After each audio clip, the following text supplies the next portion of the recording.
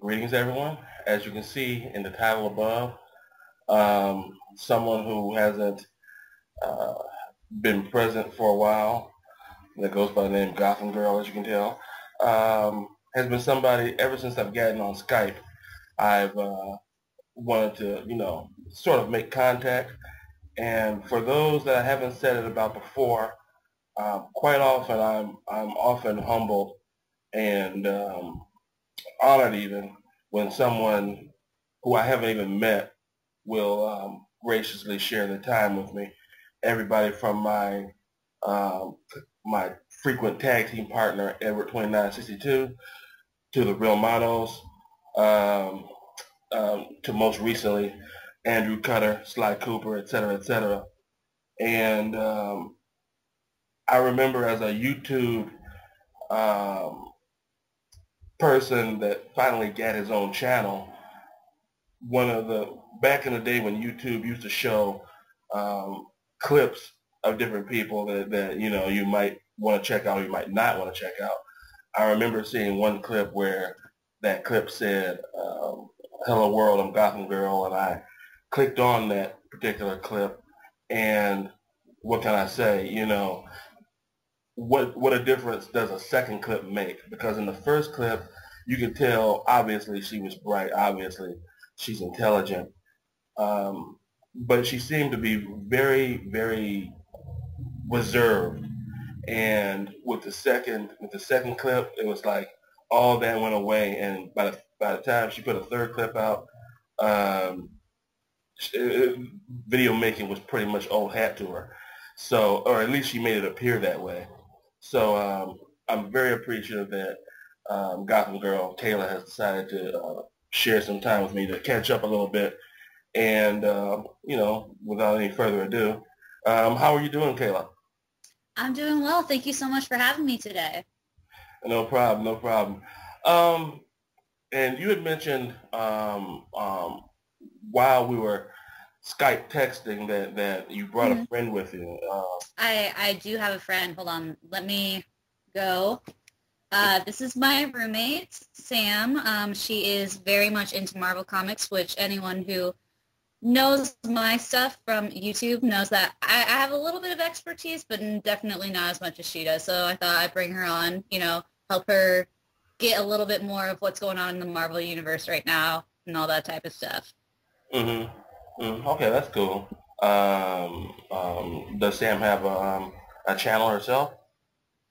No, she has a Tumblr. It's Police That Mustache at tumblr.com. If you want to check out her stuff, posts a lot of stuff from comic books as well as some other fandoms that she's into. But she's got a lot of Marvel recent stuff up there. So Okay. And I take it she's with you now? she is, yes. Yeah, how are Hello. you? I'm good. How are you? Oh, I'm hanging in there. I'm hanging in there. So, Kayla, I think the majority of people that have followed your channel, one of the hmm first things that probably would be on their mind is Gotham Girl on hiatus, or is Gotham Girl a chapter that you've closed? I would definitely say on hiatus. Over the last couple of years, over the last couple of months especially, I'm just a few weeks out of graduating from college right now, so life's just been crazy. I've been abroad for about half a year. It's just life caught up with me really quick and, kept me on my toes. So I unfortunately was not able to come to YouTube, but I had been doing a couple of reviews on like comic news with Duke and Manos. And stuff like that. So I've been trying to keep in with that whole segment, and I'm planning on coming back once my life kind of straightens out a little bit and I have a little bit more free time, which hopefully that'll be coming up once I'm done with school. But I definitely miss it, and I have every intention of coming back. So for right now, definitely on hiatus and expect to come back probably within the summer. Okay, well that's good to hear. I'm sure you made a lot of your followers and subscribers happy with that. Really. I tell you, when I was first looking you up on Skype, um, and I thought I had found you, Hmm. just doing, a little bit of detective work. Yeah. And it was one of those things where I remember your last video was one where you were, dressed as a Vulcan. Right. Yes. And so then I started cross-referencing the name Kayla into the Skype, came up with 11, and then I said, bingo, there she is, because I saw the name Romulan something. I said, well, what are the odds that, your Hmm. last video you'd be dressed as a Vulcan, and Yeah. and then find out that wasn't the case, egg Yeah. on my face. Well, actually, my Tumblr name, if anyone would like to follow that, I definitely update that a lot more frequently than I have been my YouTube because it's a lot easier, is Romulan Cigarettes because of, if anyone who knows Star Trek knows the prestige and the class of Romulan ale and what that means. So it's kind of a play off that. So if you want to look that up, that is probably the best place to find me, either that or my Twitter, which is Super Neon Carrot, which obviously you and I converse through quite oftenly. So. Hmm. Well, I know one of the first things I wanted to kind of touch on was uh, one of the last things that I remember you saying. This might have been during your round robin with Real Manos. Hmm. You had said something along the lines of you're feeling that Robin or Dick Grayson, not Dick Grayson, but Damian Wayne Hmm. was pretty much the most worthless character in the DCU of all of comics. I wanted to know, has your feelings changed? Have they softened? Have they um, intensified? I would definitely say that they softened. He's definitely still not my favorite Robin out there. Tim Drake will always be my homeboy in that respect, but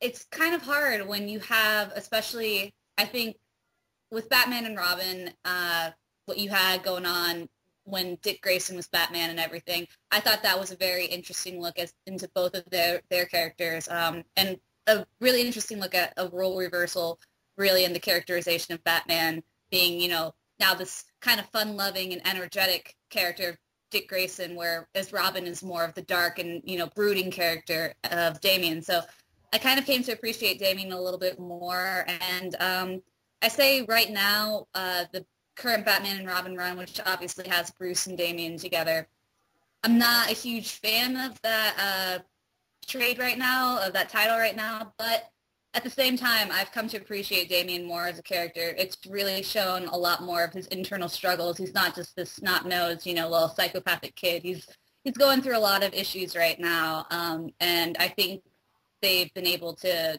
showcase that a little bit more and maybe make me a little bit more sympathetic to him. So. Okay, okay. Well, I know for myself that um, I'm not a Damian Wayne fan, Hmm. but that I thought Grant Morrison had a good handle on him in Hmm. regards to how um, he interacted with Dick Grayson when Dick Grayson Absolutely. was Batman. And now that Bruce Absolutely. Wayne is back in the suit, it's kind of like there's a disconnect. At Oh, least I for me. complete. Yeah, So I take it that you've picked up on that also from what you just said. absolutely. I think, part of the reason that Robin even first came into the picture was they wanted to have a more kid-friendly, person in that title for Batman because he was, this dark and brooding character, and they wanted to make it lively and fun for kids so kids would read it. And I Mhm. think that that's part of the greatness of that relationship between Batman and Robin is that Robin is supposed to be the lightheartedness to Batman. And that is part of the reason, that Jason Todd didn't work out so well, as the second Robin was because he was a little bit more angsty and had a little bit more of a dark side to him, and Mhm. characters didn't connect to him as well. Which is why I think that when they did have originally, when Damian came onto the scene as Robin with Dick Grayson, since they switched the roles, where Batman was more entertaining and fun and, light, and Robin was darker. Now you have, two characters that are just incredibly brooding and, very much father and son in that respect. And it doesn't have that same connect. There isn't that, spark of wonderfulness that, the traditional relationship between Batman and Robin has, I think. In some aspects, it's allow Damien to come out of his shell a little bit more, because I think he feels like he has to have that, but at the same time, it's not, it's not what fans are used to. It's not what the traditional relationship is. And I'm not, I would much rather have, a lighthearted, at least one of them be lighthearted than having, two that are very angsty and broody and all Yeah, that. it's kind of like having dark and darker still. Exactly. Yeah. Um, well, to go from Gotham to Themyscira, uh, Mm. I was wondering what was your take during the whole time of this whole Wonder Woman show, where it may be aired, it may not be aired, so on and so forth. Hmm. And what did you think of the what did you think of the actress? What did you think of who was going to be directing the show, and Uh-huh. so on and so forth. I mean, when I first heard about the project, I was very excited about it. I used to watch, the old Linda Carter Wonder Woman back in the day, on daytime television when it was on in syndication. Hmm. Um, and when it first came out, having Aaron Sorkin, who I love most of his other work, being in the forefront. The actress that they had, she's been in a couple of other shows that I really like as more minor characters, but, I like her in that. She played a central key role in like the beginning of Supernatural, and she's been in a couple of episodes of Smallville and stuff. So I was very much gung-ho about the project at first. But as soon as more and more stuff started coming out about it, like the original Wonder Woman outfit, it was absolutely dreadful. It was like this latex, like horribleness, and I was like, what are they doing? When they did do the redesign of the costume, I did think it was a better choice. So I started to, have maybe a little bit more hope in the project, but once, more and more stuff started coming out, I was just didn't really have the faith in it that I had originally. And I actually found the pilot episode online, and it was absolutely atrocious. Like, they completely misrepresent, like, everything that is about Wonder Woman was not, apparent in that 40 minutes that they had up there. And I think that just goes a lot to speak that converting Wonder Woman to a film is very difficult, because she's a very interesting and complex character that I think that the comics have allowed her to grow, because it's over such a large span of time. You have many years going into it. So you can have a lot of stories and a lot of new characterizations going in. But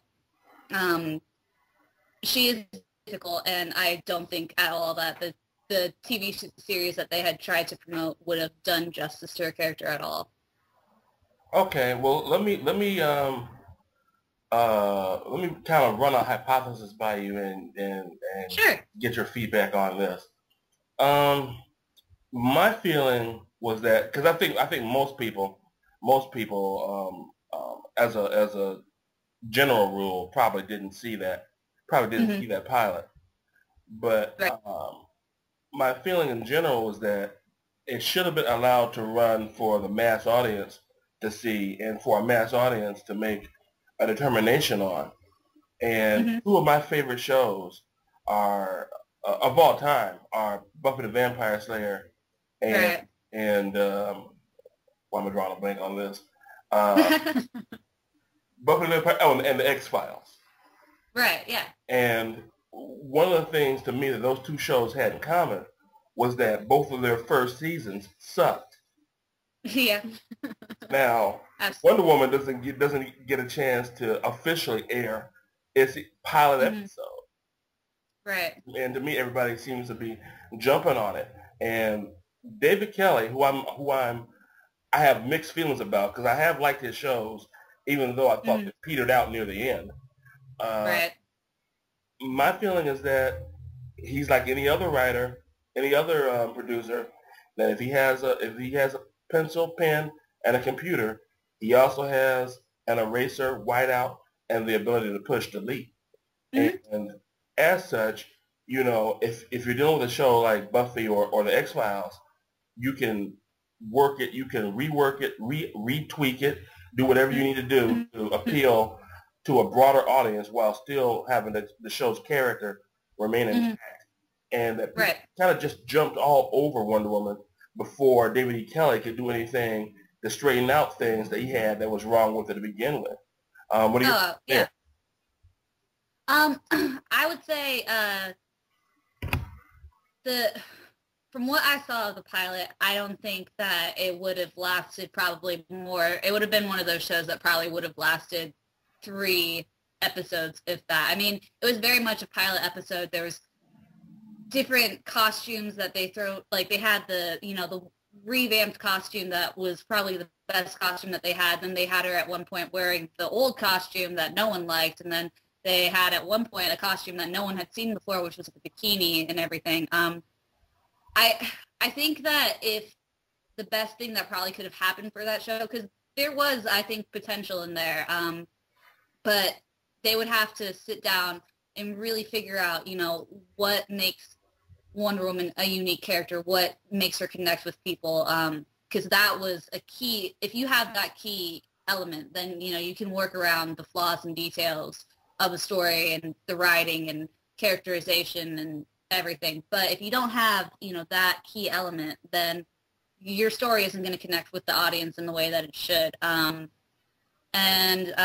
I feel like that was definitely missing from the pilot episode that they had. I was going to say, I think that if you were going to do a story like that, it would be best to probably start more towards her origin. This Wonder Woman was very much established. She was a CEO, of her own company and everything. There was something that felt innately wrong about it, coming not only from someone who has studied film and television and how that medium works and gets a fan base, but also as a comic book fan who likes Wonder Woman. I think Wonder Woman can be done in television and in film. It's just, you have to be very careful about how you do it. And if you do it right, it'll be beautiful.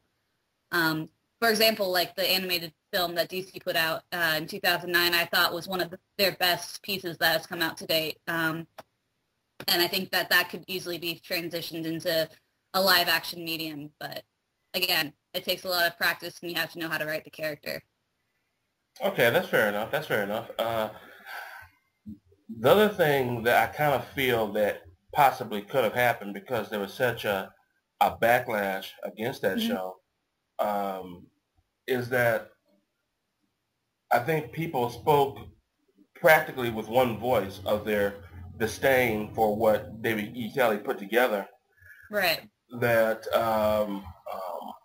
what might have happened is now there's even less of a likelihood that there will be a Wonder Woman live action show that comes on Mm-hmm. anytime soon, or a Wonder Mm-hmm. Woman live action movie that comes on Right. anytime soon. And on top of that, um, in the off chance, it seems unlikely to begin with, but on the off chance that there's a Justice League movie, if Mm-hmm. if let's say arguably that half of the Justice Leaguers will be female, I think it may be Mm-hmm. questionable whether or not she even represents on that side. Yeah. Um, I definitely see that. I think part of DC, I mean, DC has always had a problem of making a legitimate, live action movie on any of their works. I mean, they did a good job with, Donner's Superman and Burton's Batman and now obviously Nolan's Batman. But if you look in the past, Singer's Superman, which came out in 2005, I think, or 2006, Mm-hmm. it was a good film. I think it's one of my it's one of my favorite superhero films, but to a general audience, it doesn't work. And, you have the same problems with Green Lantern. Green Lantern, I think, was one of DC's, first initiatives to try and, break into this, try and, compete and show that they have other characters besides, Superman and Batman, which everyone knows about, to compete with Marvel's massive movie franchise that they're producing out and producing very well, because Green Lantern is a character that isn't very well known amongst the general public. They might have heard the name, but they don't really know about the character. And What do you think their unfortunately, misstep was with him? with Green Lantern, I think they were trying to put way too much into a short amount of space. I personally didn't find a problem with Ryan Reynolds being Hal Jordan. I think he did a pretty fair job. I wasn't a big fan of Blake Lively as Carol, but you're gonna have those issues. I think that they're trying to put way, way, way too much into one, you know, movie. I think it would have been if they would have spread that story arc or like separated it into two films, it would have done a lot more justice to it. I think the elements that were in Green Lantern that were good, like showing Oa and everything, it was absolutely fantastic. Because I went back and I felt like I was 6 years old reading the comic books for the first time, and it had finally come to life to me. But uh, with Green Lantern, I feel like having not only Parallax, which is a huge element of the Green Lantern mythology, but all these other things that were going in, they were trying to shove way too much in, and they didn't have time to develop enough of it. And I think that was part of the problem overall. You didn't have character development, so you didn't have really characters that you cared about if you didn't read the comic books and had that already connection with them.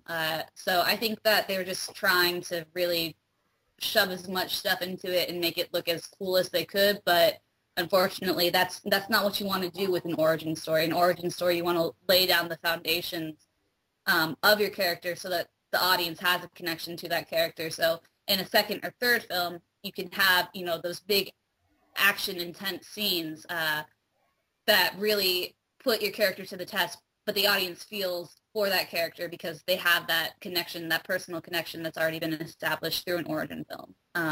So I'd probably say that was probably one of their biggest weaknesses for that.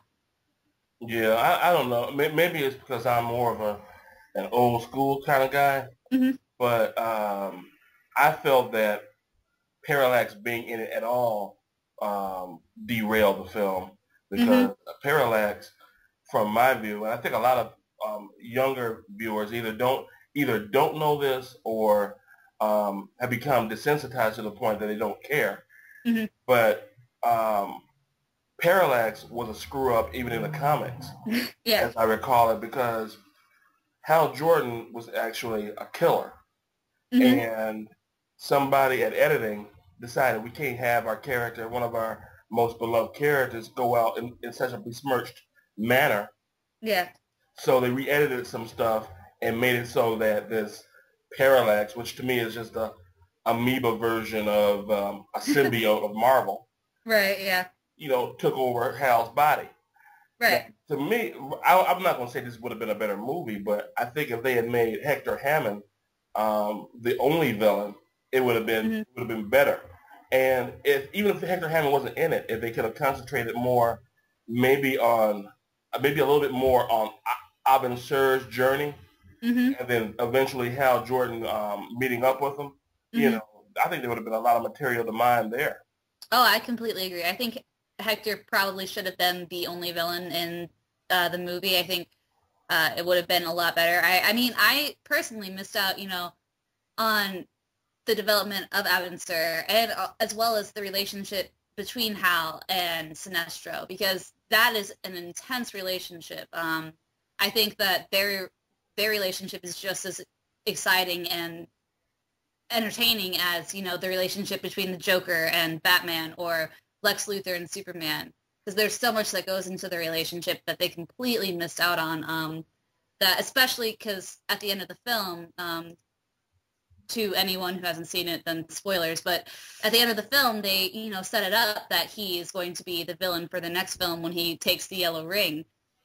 You don't feel that betrayal to the core as much as you do if you would have explained and developed that relationship that not only Sinestro has to the core, but to Hal Jordan in particular and all that type of stuff. I feel that they're trying to put way too much into an origin film that did not need to be there at all.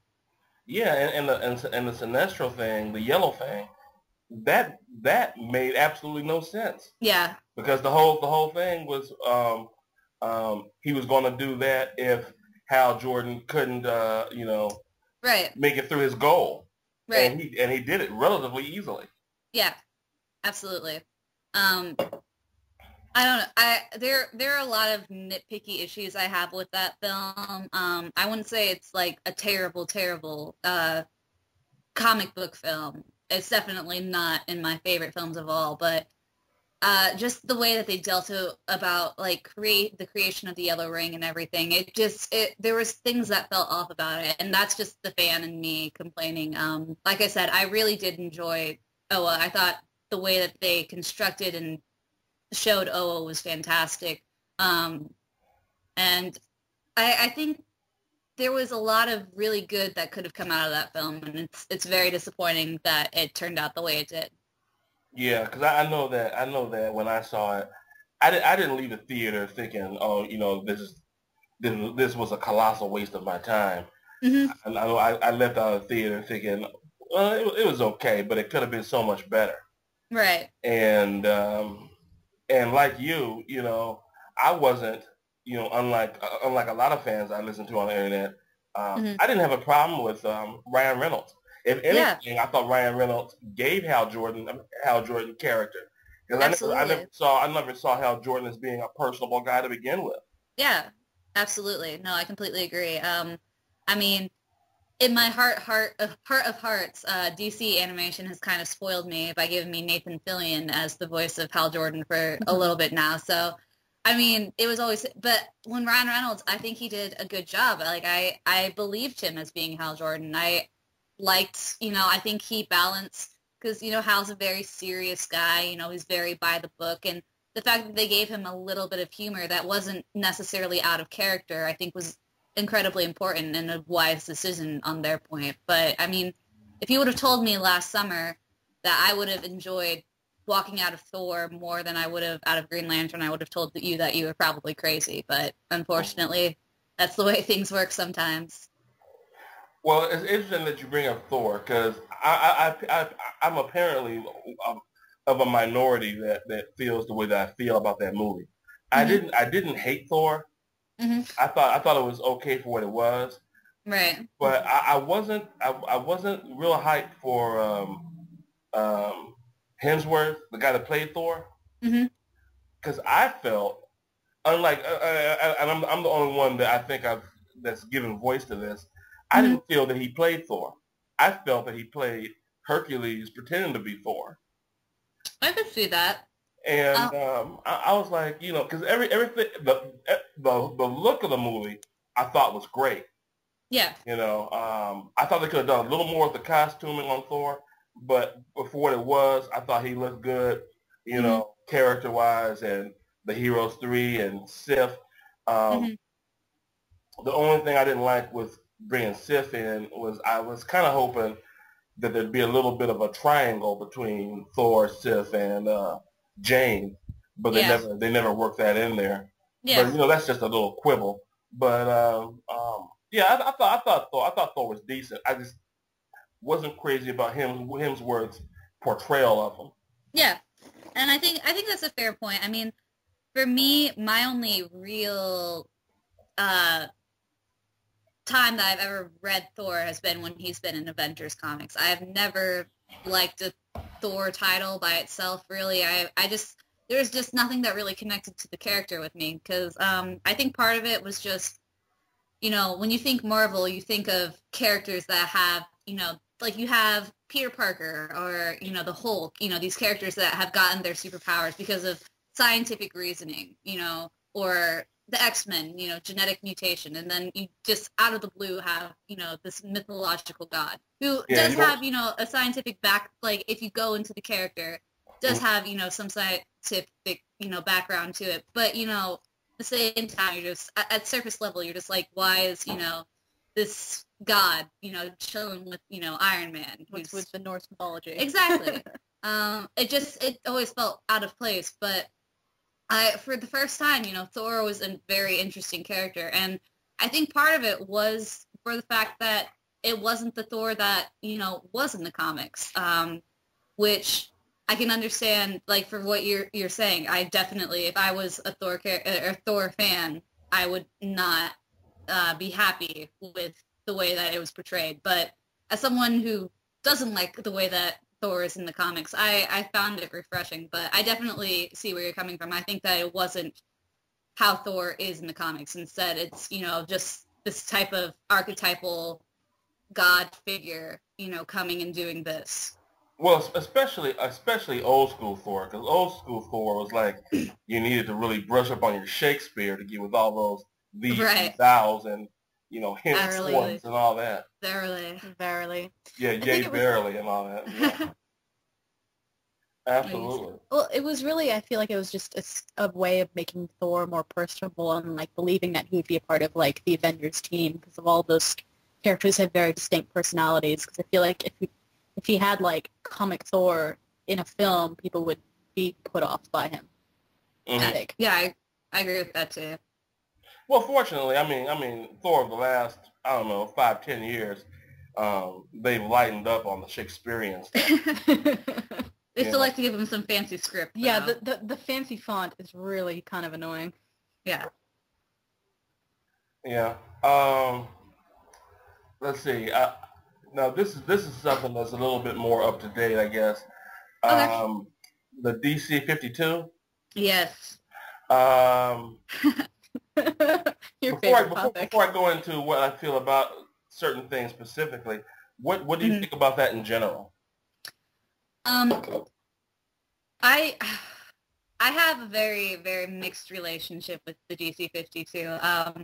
There's a couple of interviews on Comic News with Duke and Manos where it was right before DC 52 launched, and we were talking about it because they were releasing the titles and a couple of the comic covers and stuff like that, and so we were talking about it, and me and Justin, who's the real Manos, we talk about it all the time and just kind of complain and vent our frustrations. I think it was, to begin with, an interesting thing to, like, an interesting way to get new readers on. I don't think that it's necessarily panned out that way, and I didn't intend for it to pan out that way, but it was an interesting start, something that hadn't been tried before, so I'll give them credit for that.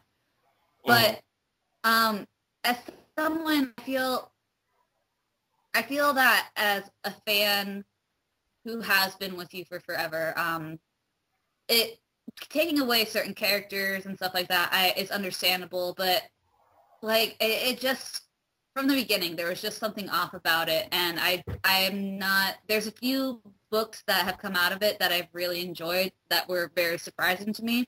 Like personally, Aquaman is one of, it is definitely my favorite book that has come out of this, and it's probably one of my favorite characterizations of a character in DC that I've read in a very, very long time. But at the same time, for most of it, I don't really like the character changes that they've done. I mean, you have a lot of talent that has come out to embrace and work on this series, and I have to give them credit. This whole reboot has produced a lot of really great art for DC, but at the same time, the storylines are just so odd and so strange to me, coming from someone who's been reading these comics since, the early 90s and reading comics from, the late 80s and mid 80s from, DC. It's just very, very odd. I was wondering what your opinion on the whole situation. Well, I was initially very anti. I mean, before it officially came out, but they were talking about it. I was initially fairly anti about it, and then as it went on, I found myself kind of sinking into it deeper and deeper. And there are things that I'm not crazy about, but at the same time, there are things I'm not crazy about, regardless of how things are situated. Right. Yeah. The way I feel about it as of today, I think these, from my point of view, DC is stronger for it. I don't share your love of Aquaman, but the thing that I did like that I heard about a month and a half ago was that Aquaman was like number 10 on those charts that Previews magazine does. It was number 10, and there was no X book to be found above that number at all. Really? So that kind of brought a smile to my face. Yeah, absolutely. And I know that kind of regularly lately, DC has been owning the top 10. You know, Mm-hmm. at least they've had from probably as little as 5 of the top 10 to as much as just about, if not the entire top 10, they've had close to it, and maybe a book that's not Marvel somehow eked in, like Buffy's book or something. Right, right. So the tide's definitely turning. Of course, Marvel overall with market share or whatever those Right. business and legalese terms are, they're still number one. Right. And they're not in danger of becoming number two anytime soon. But Right. just seeing that DC is making some sort of inroads. To me it sharpens, potentially it can sharpen both companies because Oh, nothing um, um, um, provides better quality potentially than when the competition sort of sparks you. absolutely. I mean, I will say that for the first time, really, um, since I have been a active member in the comic book fandom, to see the amount of DC material and DC related stories that have come out is very, very nice, because usually it's just Marvel, Marvel, Marvel, Marvel, and then you might get a DC story thrown in when, like Battle for the Cowl was coming out or something like that. Mm-hmm. But uh, so that in that aspect, I am very happy with what they've been able to do. But at the same time, there's also been a lot of press that's come out, like with the change of the logo or something like that, or when they killed, they said that they killed Crypto, but then 3 months later, they're just like, oh, JK, we didn't kill Crypto. He's just lost in space right now somewhere because of the Outlash and all that stuff. Death isn't serious in comics. Come on, Kayla. I know. I should know this by now. But I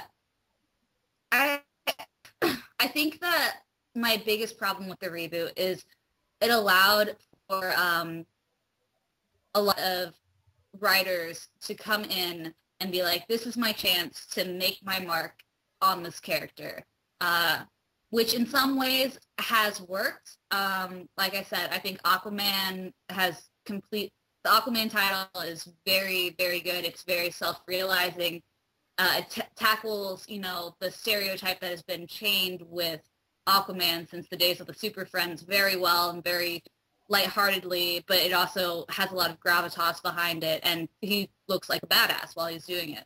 And same with Damian. I think that Damian has a lot of time to really explore his character, as well as so basically what DC 52 reboot has taught me is the characters that I did not like, I am now beginning to like, whilst the characters that I liked before are just making me very, very angry with the change of characterization. So it's kind of a win-win, lose-lose situation on both hands, but it's definitely interesting, and I'm glad in some respects to be a part of the fandom while it's going through this. And I think it'll be interesting to see if they're going to continue on with this for years to come and all the way down the road, or if at some point they are going to go back and go back to the old continuality of the old original, back in the day comics. So yeah. Well, I know if I had to guess, I would say that if they do go back in the day, that it's going to be a far ways off. Mm-hmm. My feeling, I've talked about this to a number of people on other videos I've done, which is the reason I think this change will probably stick for a while is I saw Superman basically as being the catalyst for the change to begin with. Mm-hmm. Because with Superman, you have the Schuster estate, I guess, challenging Right. who has rightful ownership or whatever for that, for that character. And regardless of what DC was going to do with any other character, they were going to change Superman because it was looking like they were going to lose their case, or they were going to lose some aspect of their case that would make it so that they would have to change him. And Right. I think from there, it basically, snowballed in reverse. And then someone said, well, since we're changing him, we might as well go ahead and change the rest of them too. Right. Um, and I definitely see that. I mean, I probably one of my other favorite titles that has come out, which I also do have it's a very love-hate relationship I have with it, is the Justice League title. Because I think that the art is great. The first the first 6 issues had a very, very tight story, a very good introduction to the team and how they kind of came together, as well as, some of the big bad names of the DC universe. At the same time, I wanted to kill Hal Jordan the entire time. I've never seen a characterization of Hal Jordan that has been that obnoxious and annoying in my entire life. Like, it didn't feel like I was reading Hal Jordan. I was just like, this can't be. This has to be like Guy Gardner or someone, completely different.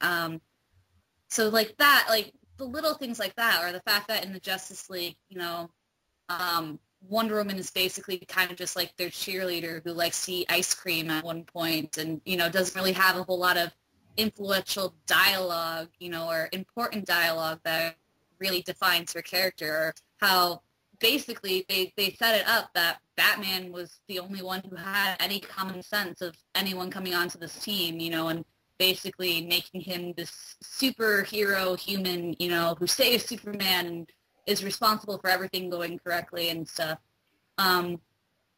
Which, again, just goes against, characterizations I think that helped establish the characters, made them have, the longevity that they have had in our pop culture, which to some people is a good thing and some people it's not so much. It really just depends on where you're coming from. But yeah, I am not, like, with Superman, I wasn't really a fan in Action Comics of how, like, they kind of gave him, like, this Batman mentality of, like, dealing with thugs and stuff, because when you think of Superman, you usually think of him, fighting for, the people, the innocent and underprivileged who can't fight for themselves. Instead, now he's, like, dropping people off of buildings and catching them to try and, like, interrogate them, which is a little bit disconcerting. I'm not really that upset about the changes to Wonder Woman's backstory. I think they've kind of overdone it a little bit and, like, made the central issue just be like, oh, that now a lot of her stories are going to be dealing with the family tension that comes with being, a child of Zeus.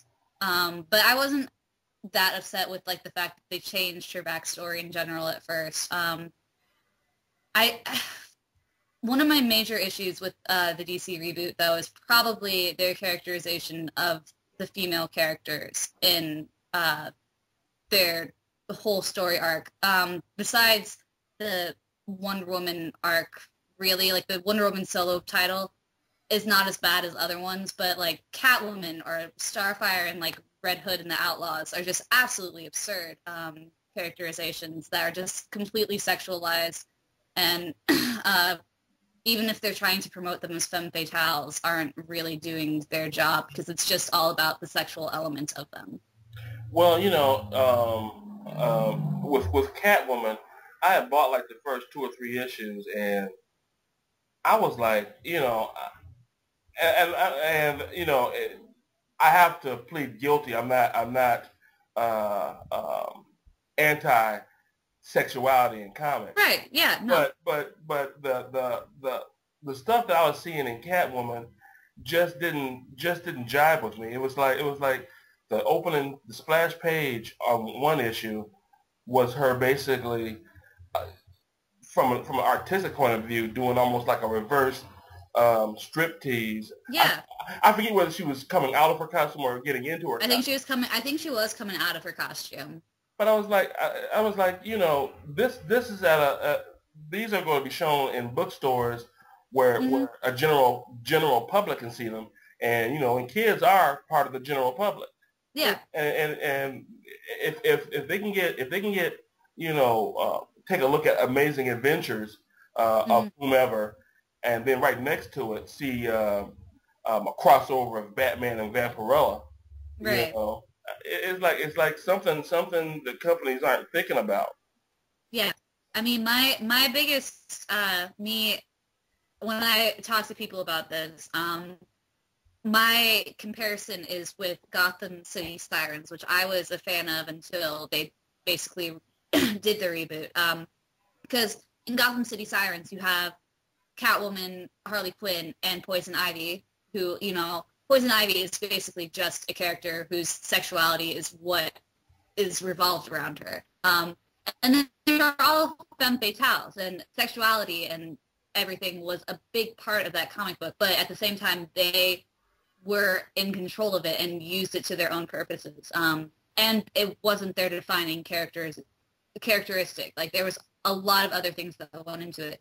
When I see Catwoman or when I see Starfire in the DC 52, that is their only elements, really. There hasn't been a characterization outside of them that doesn't really have to deal with their sex or a sexualized element of their gender. Batwoman, I say, has escaped it fairly well as Wonder Woman. But pretty much everyone else is just, it's not, the strong female characters that I necessarily grew up with, which is really sad to me. Because if you're trying to do this to obtain a new audience, I would have hoped that at some level they would be trying to obtain a younger female audience, because if a 10-year-old wants to go and get into comics and she just happens to be a girl, I don't really see her finding something in the DC 52 that really could speak to her, which I definitely was able to find when I was that age. So that is one of my biggest critiques of the reboot thus far. Okay. Well, let me ask you, as far as Batgirl goes, because I, for one, Batgirl is really my favorite out of all the Bat titles. And I hear so many people constantly talking about, but how can she walk? How can, how is Gail Simone going to write herself, write the character so that, people will accept it? And I never had a problem with it. I saw the reboot as what it was, basically a change, basically a 53rd universe. Right. So I didn't see the characters that are post 52 as the same characters that are pre 52. And so my view is pre 52, Batgirl was shot by the Joker, and the shot shattered her spine. Post 52, Barbara was shot by the Joker. The bullet grazed her spine. And I really don't see what people are still talking about that stuff for. Do you have any feelings one way or the other about that? Yeah, I mean, I never really had a problem with how she regained the ability to walk, besides the fact that I thought it was interesting that DC would have a character with such importance that did have, that was disabled for one of their major characters. I thought that was really interesting. And so it was sad to see that element of Oracle go, but I mean, I've never really personally been a fan of Barbara Gordon. My favorite Batgirl has always been Cassandra Cain. So to see her come back, like, I was finally getting into Stephanie Brown being Batgirl in the old 52 as well. So not only to see Stephanie Brown no longer be Batgirl, and the relationship that she had with Damian, because I think that was very interesting as well, and a fun little character development for both of them. But, to see Cassandra Cain just completely wiped off and just it going back to Barbara was a little bit disappointing for me. I think I've gotten to issue 5 of Batgirl. I have the 2 other ones. I just haven't had a chance to flip through them yet. It's not a bad comic. It's not something that I would say I hate. It's just not one of my favorite per se. I think that for a lot of it, they're focusing, especially like her and Batgirl's and Nightwing's titles, but particularly Batgirl's have focused a lot on the past relationship between her and Dick, which is fine to a certain extent, but at one point, you know, I wanted to see Barbara Gordon more back in action than necessarily she was within the first couple of issues. So I'm going to give it a little bit of a longer ride out to see how I feel about it, but I definitely think that it is a good title on its own, and I don't really necessarily see the problem that people have with her getting the ability to walk again, because I viewed it the same way that you did, that, you know, this is basically another universe. That's how they set it up to be in, you know, Flashpoint, which was setting up the whole reboot in general. So to me, that was completely fine, and I agree. I don't see what the problem is. Yeah. Have you been keeping up with the sort of I don't know, semi-Pandora storyline? I started to. I haven't been recently. It's another one that I have, but I just haven't had the chance to read through yet. But it's definitely something that I've been interested in continuing on with. Yeah, because it's like what was it was like she was supposed to appear like in every first issue of the when the 52 first started coming out. She was supposed to appear Hmm. in every first issue, regardless of time period or something. Right. Um, I think that's Jeff John's safety net. Yeah. You know, in case they do change things back or want to change Right. some things back. Uh, Right. but I think if he does that,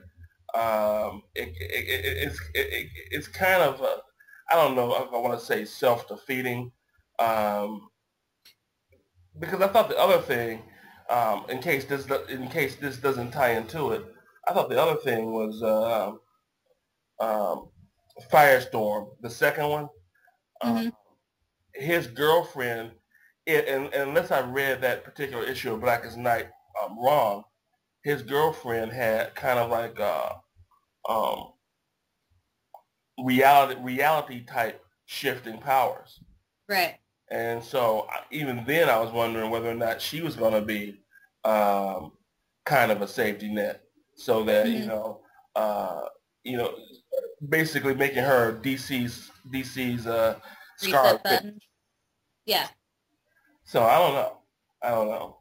Um, one thing I wanted to ask specifically about the 52, and Uh-huh. if you've come across it, and this is something I've heard more and more of in recent weeks, and I really don't get it. As far as Cyborg goes, and I for one, I'm relatively indifferent toward the character, uh, Uh-huh. but I've heard so much and have read so much where people are saying, why him, in regards to Hmm. him being a Justice Leaguer. Yeah. I'm like, this is a revised universe. What are y'all complaining about? Right. You know, so I don't really get why people are, because I haven't heard anyone say, well, why isn't Martian Manhunter in it or Yeah. anything like that. I'm hearing things like, well, why not Raven? Why not Changeling? Hmm. And I think that if either Raven or Changeling are in it, the same questions will still come about. Absolutely. For me personally, when I heard that he was going to be in it, I was kind of that mindset. I was just like, okay, well, you're going to have, you know, an original Justice League, basically, and then you're going to have a kid that wasn't even invented, you know, by the DC continuality at this point. For me, Cyborg will, like, I always see Cyborg as part of the Teen Titans, you know, Hmm.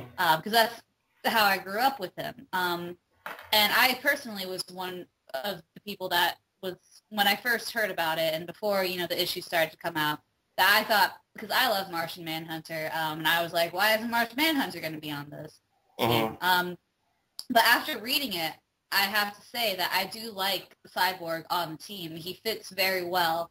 He's written into it very well, and I don't really have a problem with them having him on the team. I actually enjoy him. I think he gives a lot of new ground to the characters that wasn't there before in that team. He's a younger element. He's a lot more. I mean, he's just a lot more fun than I thought he was going to be, and I enjoy it. Yeah.